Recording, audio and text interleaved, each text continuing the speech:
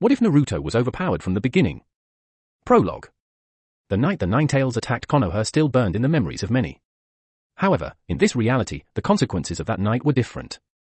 Kushina Uzumaki and Minato Namikaze survived, and Naruto Uzumaki was born not only with the Ninetales sealed inside him but also with a mysterious, ancient power unknown to the shinobi world.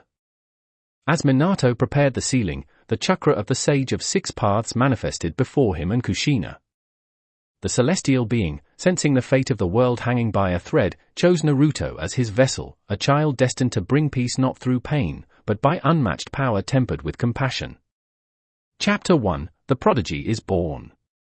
A gentle spring wind rustled the leaves of the Hidden Leaf village as dawn broke over the Hokage monument. In a sun-washed nursery deep within the Namikaze estate, a baby's giggle echoed, not with innocence alone, but with a strange resonance that sent tiny pulses of chakra through the walls. The nursemaid paused, staring in awe as the air shimmered faintly around the crib. Baby Naruto Uzumaki Namikaze beamed, golden locks tousled and blue eyes glowing faintly with an inner light. Word of his chakra level spread quickly. An infant with such immense energy should not have existed.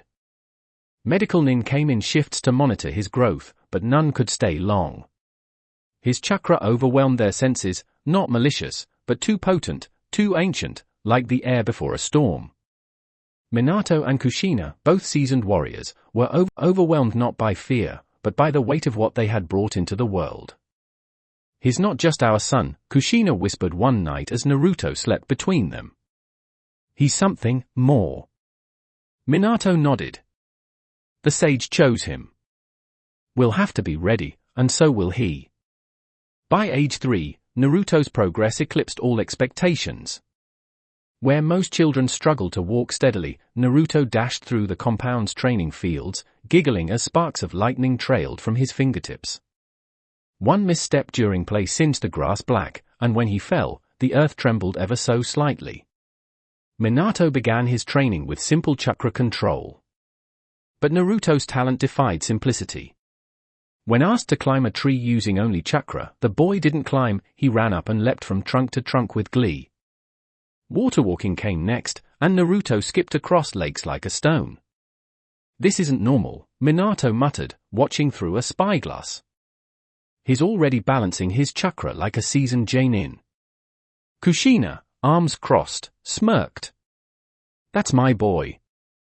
But we've got to teach him control. Power without it is like giving an explosive tag to a toddler." To test Naruto's elemental affinity, they used chakra paper. To their shock, it split, burned, crumbled, and dampened all at once: wind, fire, earth, and water affinities. A second paper revealed lightning. A third shimmered, then turned to dust, indicating a latent sixth affinity, possibly yin or yang chakra. Naruto laughed at the spectacle, blissfully unaware of what it meant. Training became a family tradition. Kushina sparred with him daily, encouraging the boy's wild side while teaching him to rein it in. She taught him to punch without cracking boulders, to yell without shattering windows, to focus. Minato took a different path. He introduced Naruto to sealing arts. The boy absorbed concepts that took years to understand in days. He unsealed complex constructs with a glance and designed his own simplified seal formulas before he could read fluently. By 4, Naruto had crafted a crude version of the Rasengan. It fizzled after a second, but it was unmistakably his own. "No one's ever gotten that far without clones," Minato said, voice tight with disbelief. "He's doing it with raw chakra molding." Kushina patted his shoulder. "You're the genius, dear. Our son just redefined the word." The third Hokage, Hiruzen Sarutobi, watched Naruto's progress with a mix of wonder and caution.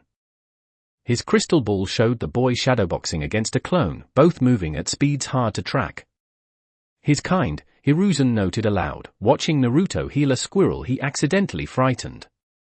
But what happens when he's hurt? When that power is tested? The elders voiced their fears.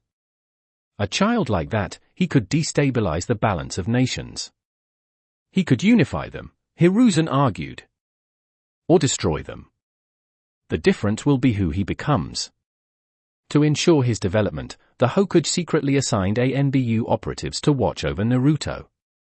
Not to restrict him, but to protect him, and perhaps, the world. At night, Naruto sometimes dreamt of a giant fox. At first, it was only glowing red eyes and snarling teeth. But over time, the dream softened. The fox spoke. "You are my container," it rumbled, "but you are more than that. The sage marked you. You carry power greater than mine. Are you scary?" Naruto asked once. The beast paused. "To most. But not to you." "Then you're my friend," Naruto declared. Kurama blinked. "You are an odd one, boy." By the time Naruto turned 5, even the most hardened shinobi of Konoha acknowledged the truth: the village held within its walls a prodigy beyond comprehension. Some were in awe. Some were afraid. But none could deny that Naruto Uzumaki Namikaze was born not merely to walk in his father's footsteps, but to forge a path entirely his own. And this was only the beginning. Chapter 2, Academy Anomaly. The Academy was a rite of passage for every young shinobi. It was the crucible through which the future defenders of Konoha were molded, and in most cases, broken and reforged. But Naruto's arrival shattered expectations before the first lecture even began. On the morning of his first day, the streets of Konoha buzzed with whispers. The Hokage's son, the child rumored to carry the legacy of both Minato and Kushina, would be attending alongside the children of elite clans. Yet, no one truly knew what to expect. Naruto arrived at the academy in a blur of sunlight, his blonde hair gleaming and a fox-like grin plastered across his face. He wore custom shinobi gear designed by his mother, dark blue and black with Uzumaki spiral patterns stitched in gold. Around his neck hung a pendant given by Minato, a simple crystal, but infused with protective seals keyed to his chakra signature. As he stepped into the classroom, every eye turned to him. Even the stoic Uchiha prodigy, Sasuke, glanced up. Hinata blushed. Ino gawked. Shikamaru, usually half asleep, sat up. There was something unmistakable in Naruto's presence, not just confidence, but gravity, as if the room itself bowed slightly toward him. Iruka Umino, their instructor, greeted him with a calm voice, but his chakra sensors flared. He could feel the pressure in the air, like a storm bottled in a human form. "Welcome, Naruto. Take any seat you like." Naruto nodded and took a spot near the middle, flashing a warm smile at those who met his gaze. It was disarming, humble, contradictory to his power. And that made it even more intimidating. From the first session, it became clear Naruto was in a league of his own. When Iruka demonstrated basic transformation techniques, Naruto executed them flawlessly. Not just into objects, but people, animals, even elemental clones. His henge was not an illusion, but nearly solid, infused with such chakra that it bordered on shape-shifting. "Unreal," Iruka murmured. "That shouldn't even be possible at this level." In shuriken training, Naruto hit every target, even the hidden ones behind false walls, spotting them through sheer sensory prowess. In taijutsu sparring, he moved with fluid grace, predicting opponents' moves with almost precognitive intuition. Even Sasuke, considered the top of the class, found himself blocked and countered every time they sparred. But Naruto never gloated. When his opponents fell, he helped them up. When they failed, he offered to train with them. Some thought it was arrogance. Others began to understand, and Naruto didn't look down on anyone. He was simply on a different plane, and yet still reached down to lift others with him. During chakra theory lessons, Naruto asked questions that left even the guest lecturers speechless. He proposed refinements to clone techniques, speculated on the function of latent chakra nodes, and once rewrote a section of the academy textbook because he noticed a discrepancy in elemental cycle theory. "You should be a teacher, not a student," Iruka joked one afternoon. Naruto just laughed. "But then I'd miss out on hanging out with everyone else. Besides, I'm still learning too." Underneath his calm demeanor, Naruto observed everything. He noticed the sadness in Hinata's eyes and quietly helped her gain confidence in sparring. He detected Shikamaru's intellect and gave him small strategy puzzles to keep him engaged.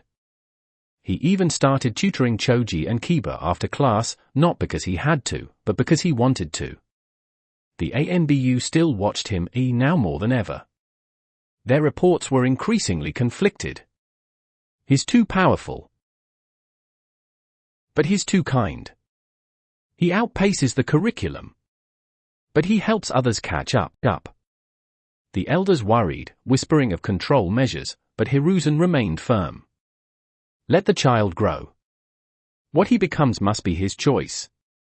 One day, the academy was shaken by an unexpected event. A rogue Chunin broke into the compound, seeking to kidnap a student from a prominent clan for ransom. Panic spread. Iruka tried to intervene but was injured in the skirmish. The rogue cornered a group of students in the training yard. Before the ANBU could react, Naruto moved. His body flashed with golden chakra as he blurred between the attacker and the children.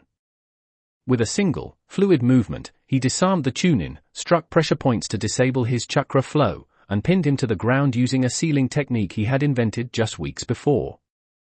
By the time the ANBU arrived, the threat was neutralized, and the children were safe. Word of the event spread like wildfire. The council demanded answers. Hiruzen stood before them and said simply, "The future of this village just saved its heart.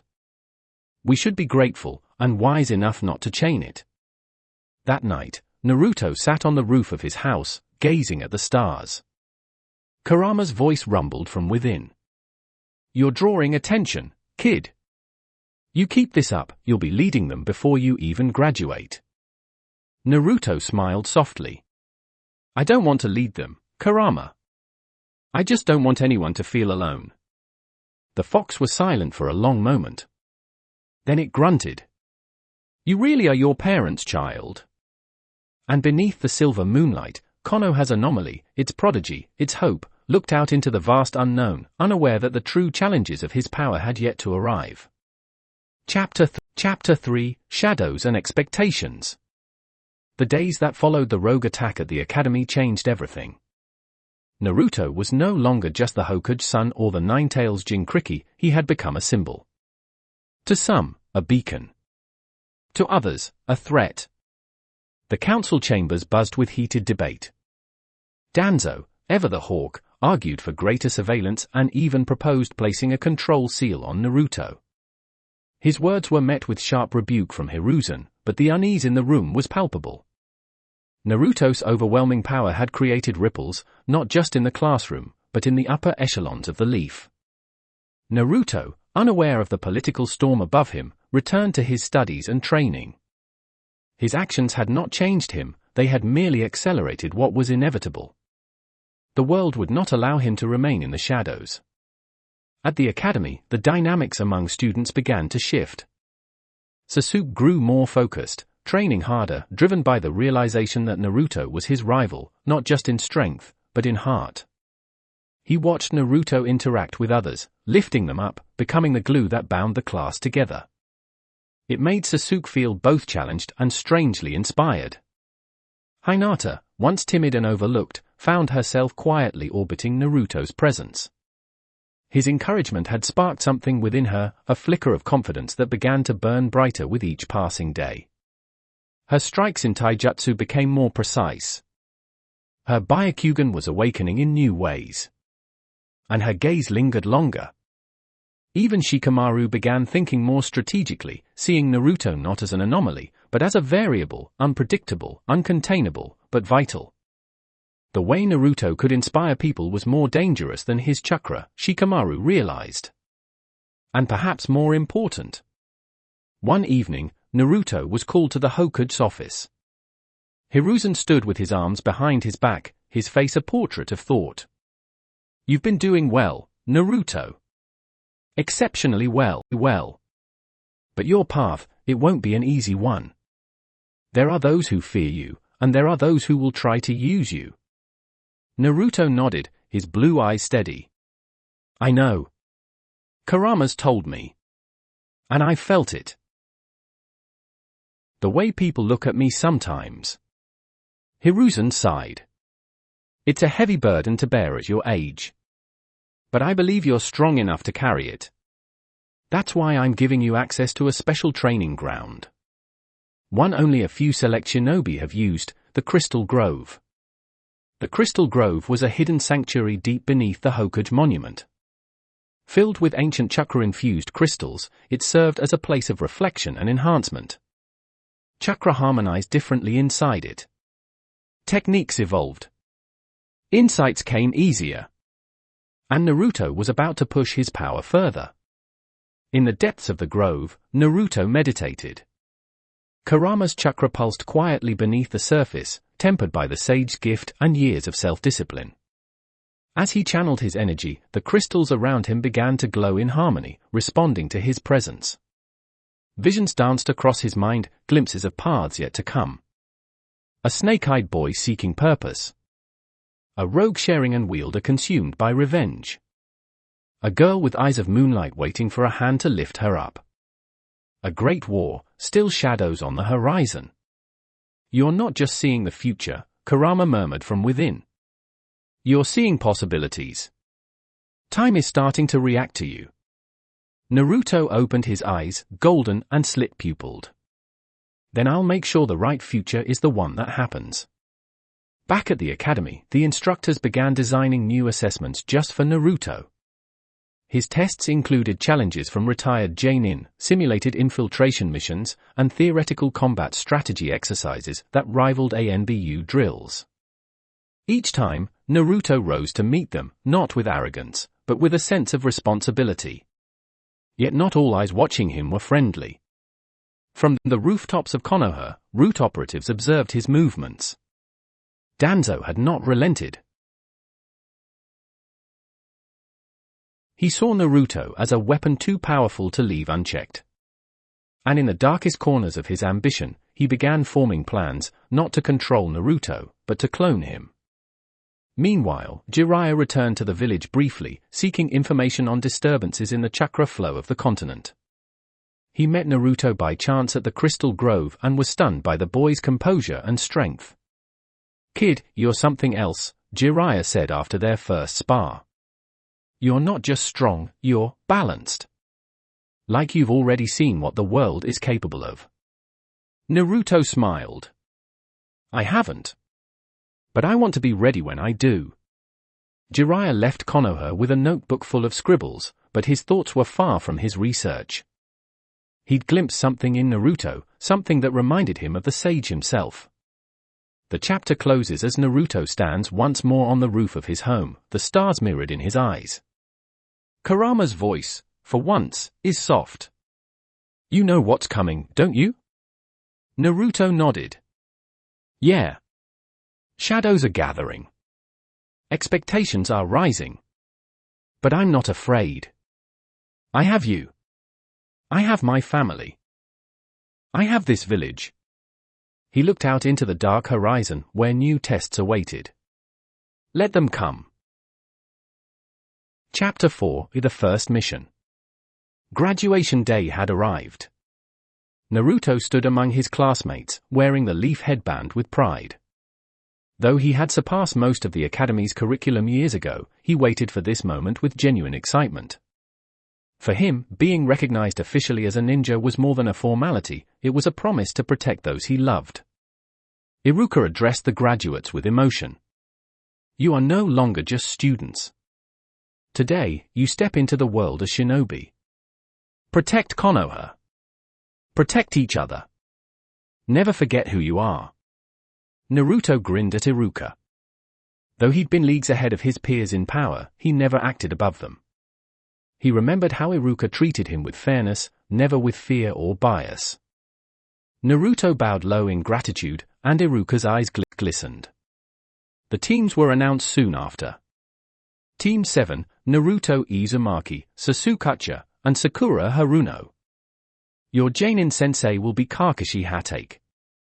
Whispers erupted throughout the crowd. Pairing Naruto and Sasuke, the two most prodigious students, was unprecedented. Some called it genius, others reckless. Kakashi's amused shrug said everything, challenge accepted. The three met at Training Ground 3, where Kakashi made his dramatic entrance, late, of course. He eyed the trio carefully. "You three are interesting," he said. "So let's see if you're more than hype." He pulled out 2 bells. "Same test every genin team gets. Get a bell from me before noon. Those who fail go back to the academy." Sakura stiffened. Sasuke narrowed his eyes. Naruto smiled calmly. Kakashi expected a typical ambush.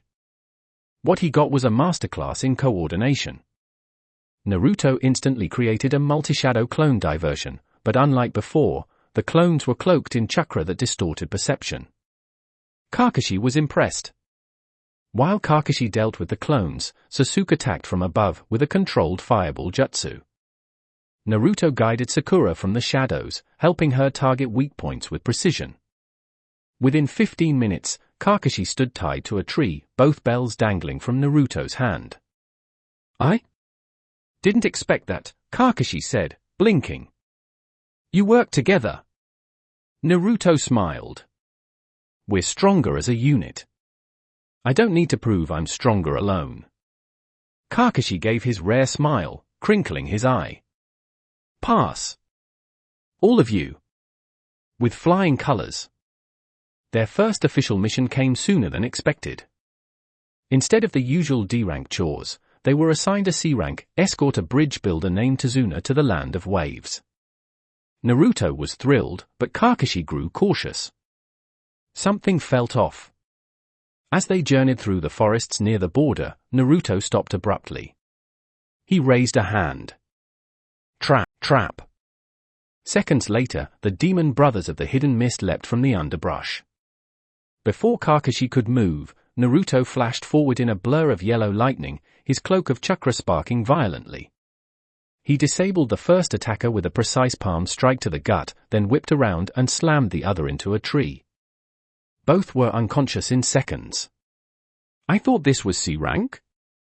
Naruto asked, staring down at the ninjas. Tazuna paled. "I might have left out a few details. Gato, a crime lord, wants me dead." Kakashi sighed. "We're continuing the mission. But from here on out, we're on high alert." At the Land of Waves, the situation worsened. Gato had hired none other than Zabuza Momochi, the demon of the hidden mist. When he appeared on the bridge shrouded in mist, his killing intent paralyzed the civilians instantly. Naruto stepped forward calmly. "You're in our way." Zabuza sneered. "You're just a brat. You have no idea what the real world is like." "No," Naruto replied. "But I will. Starting with you." The mist thickened. Kakashi unleashed his Sharingan. Sasuke and Sakura flanked the sides. But Naruto? He surged with power. In an instant, his cloak of chakra burst to life. Wind and lightning swirled around him, and a Rasengan, more refined than anyone his age should have mastered, formed in his hand. Zabuza swung his blade, aiming to sever Naruto in one blow. The Rasengan met the blade. The shockwave shattered the steel. Zabuza flew backward, crashing through the half-built bridge. Kakashi's mouth opened slightly. He'd seen power. But this? Naruto walked forward slowly, Rasengan still glowing. "You still want to fight?" Zabuza coughed blood, then laughed. "You're not a genin. You're a force of nature." As Haku appeared to retrieve Zabuza, Naruto stopped her with a glance. "You don't want to fight either. You're just trying to protect someone you care about." Haku's eyes widened. Her ice mirrors trembled. "Go," Naruto said. "Take him. Heal him. But if he returns, he won't walk away again." The bridge, once a battlefield, became a symbol. The villagers named it the Hero's Bridge, not just for Tazuna's courage, but for the golden-haired boy who stood between them and annihilation. When Team 7 returned, they weren't treated like rookies anymore. They were seen as future legends. But Naruto? Naruto was something else. Not a hero. Not a savior. A harbinger of change. Chapter 5, Echoes of Power. The wind carried whispers of the land of waves transformation. Word spread quickly, of a bridge that defied fear, of a boy whose chakra shook the foundations of the earth, and of a team whose names would be known long before they were ready. Back in Konoha, the Hokage sat in his tower, staring thoughtfully at a report. "Naruto, you're progressing faster than even Minato did," Hiruzen murmured. "Perhaps too fast." Team 7's return was greeted with both celebration and unease. While villagers began to view Naruto with awe, elders and jonin of the council grew wary. Whispers rose in the corridors of power, could a boy so powerful be controlled? Danzo watched from the shadows, his single eye narrowed. If he cannot be leashed, then he must be accounted for. Naruto, meanwhile, found himself restless. The land of waves changed him. For the first time, he'd taken a life. He'd felt the burden of power and restraint. But instead of withdrawing, Naruto trained harder, pushing past his own limits. Kakashi noticed. "You're already a storm, Naruto," Kakashi said as they stood on a cliffside one evening. "If you don't learn to control the thunder, it'll destroy more than your enemies." Naruto's response was silence. Then, a slow nod. "Teach me." Training sessions became more intense. Kakashi, realizing Naruto had outpaced basic techniques, began to introduce advanced chakra control and elemental manipulation. Though Naruto naturally aligned with wind and lightning, he demonstrated sparks of something else, raw, ancient energy that pulsed like a heartbeat from his core. Kakashi recognized it. Sage chakra, not just natural energy, but something deeper. Meanwhile, Jiraiya returned to the village, summoned by Hiruzen after hearing of Naruto's exploits. "You're telling me the kid broke Zabuza's sword? With a Rasengan?" Jiraiya laughed, then grew somber. "Minato's blood, sure. But that's more than genetics. That's divine." The Toad Sage asked to observe Naruto in person. The moment he laid eyes on the boy, he felt it, the same overwhelming chakra that once radiated from the Sage of Six Paths. "Naruto," Jiraiya said, "how would you like to learn how to walk the path of a god without losing your humanity?" Naruto, curious and hungry to grow, accepted immediately. Elsewhere, darkness stirred. Zabuza and Haku, though spared, reported to their contact that Naruto Uzumaki was unlike anything they had ever faced. That information passed through black markets and informants until it reached the ears of a red-haired man with a twisted smile. "Orochimaru? An Uzumaki with that kind of power? I must see him, and perhaps, possess him." The Akatsuki, too, took notice. Pain sat in his tower in a megacure, eyes narrowing. "He will either be our greatest threat, or our greatest weapon." Back in Konoha, Naruto's bond with his team began to evolve. Sasuke, once cold and distant, found himself both frustrated and inspired. Naruto never condescended, instead, he challenged Sasuke to rise. "I'm not your rival to beat," Naruto said one night. "I'm the one who'll drag you to greatness whether you like it or not." Sasuke, teeth gritted, couldn't deny the truth. And deep inside, he respected it. Sakura began to see Naruto differently, too. Not as the class clown, but as the anchor of their team. During missions, he protected without hesitation, strategized with brilliance, and never sought praise. Her admiration grew, slowly evolving into something deeper. Kakashi watched them all with quiet pride. "They're changing the rules," he muttered. "This generation won't be a repeat of the last." Hiruzen, sensing shifts in power beyond the village walls, began to prepare. Naruto was a beacon, and beacons drew moths and monsters. He summoned the council. "We can no longer shield Naruto. We must support him. Train him. Let him know what's coming." Danzo objected, of course. "And what of his control? His loyalty?" "Naruto's heart is stronger than your paranoia," Hiruzen countered. And he will have allies. Whether you approve or not. The old warhawk remained silent, but his mind raced. Plans were forming. Naruto stood atop the Hokage monument later that night, wind whipping through his cloak. I feel them watching, he said aloud. Enemies in the shadows. Expectations on my shoulders. He looked at the stars. I'm not afraid. Let them come. I'll change this world. Not just with strength, but with hope. And as lightning crackled around his form, the heavens answered with a distant rumble. A storm was coming. And its name was Naruto Uzumaki.